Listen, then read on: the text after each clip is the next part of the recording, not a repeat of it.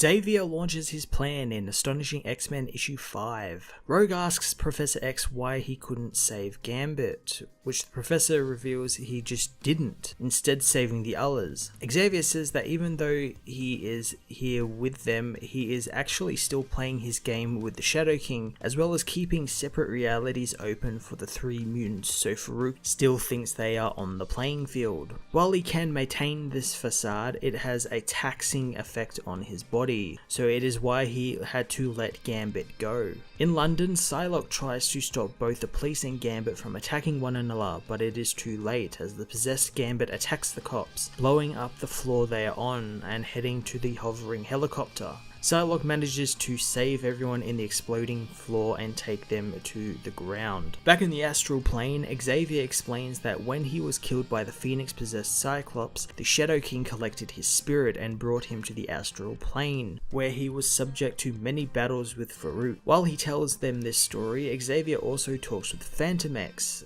Xavier says that he would have welcomed him into the X-Men despite his brutal past, since he believes that no one ends where they begun. Phantom X becomes interested in Xavier's talk, who says thanks to the astral plane they have all the time in the world to talk to one another.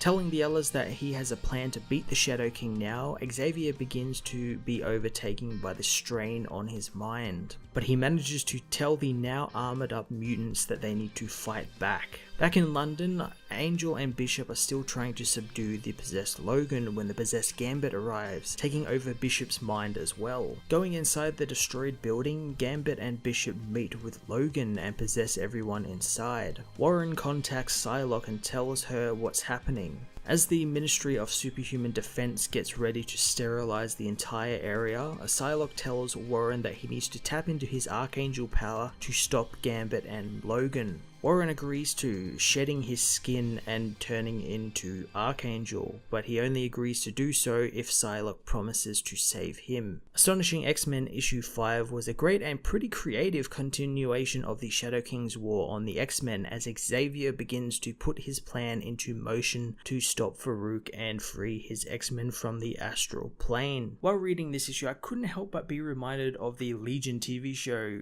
and how full of trippy astral plane stuff it was, and this comic is kind of the same. It was full with really weird astral plane stuff with Farouk and Xavier's war on each other and everything. I thought that was really cool, and it was done with some really creative paneling as well that saw Phantom X and Charles talking with one another while the rest of the story was taking place just above it in the same pages. I thought that was really creative how they did that. The story also kept me engaged from start to end, and I'm really excited to see what is going to be happening next for the X-Men. I'm going to give this issue an 8.5 out of 10.